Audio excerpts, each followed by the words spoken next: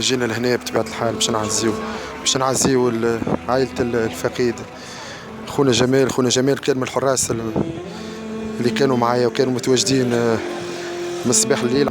معناتها كان يحمي فينا، كان الكلمة الوحيدة اللي يقولها تكلم احنا باش ندافعوا عليك، احنا موجودين لهنا باش نحميوك، باش نحميوك صغارك وباش باش نحميو بلادنا. ان شاء الله ربي يرحمه، ان شاء الله احتسب شهيد عند ربي، ان شاء الله حقه ما يمشيش حرام، وان شاء الله ناخذوا له بثاره ان شاء الله. والله هو حدث جلل، معناها مصيبه كبيره الواقع.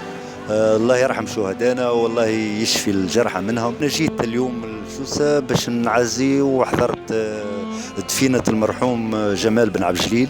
جمال بن عبد الجليل النقيب في الامن الرئاسي، واللي جمعتني به المصادفات، معناها جابتني الظروف كان مرافقي الامني في ايام الانتخابات. ابا يا ماناش مصدقين خويا الوقت هذاك، خويا يركب في الكار، وفما شكون راكب في نفس الكار ابايا، وباقي ماناش مصدقين.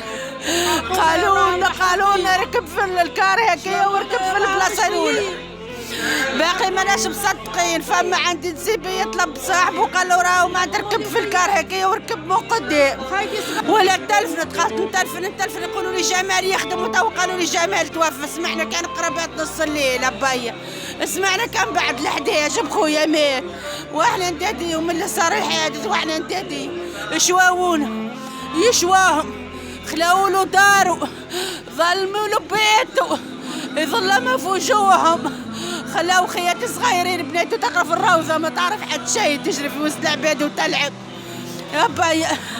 وخايا سنجق من السناجق يا وخايا دخلت البيت تبديلته محطوطه على الفرش، دمشه معلق، تصويرته معلقه يا وخايتي يا وخايا شواونا، يا وخايا شواونا يشواونا خويا قدس، خويا سنجق، خويا عاش راجل ومات راجل، خويا عاش راجل ومات راجل، ربي يرحمه. نتقدموا بأحر التعازي لعائلة الفقيد جمال عبد الجليل. إن شاء الله ربي يرزقه ويرزق ذويه جميل الصبر والسلوان. الشهيد هذا مشى شهيد الوطن، كانت ضربة موجعة لنا احنا الكل، التوانسة الكل.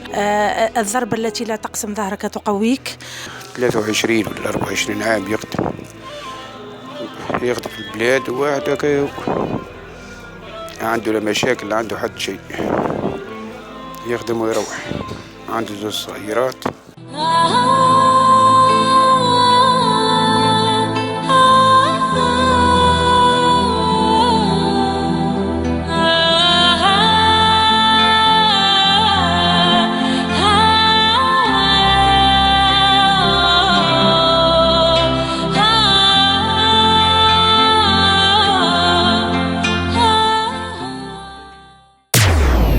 كنوز FM.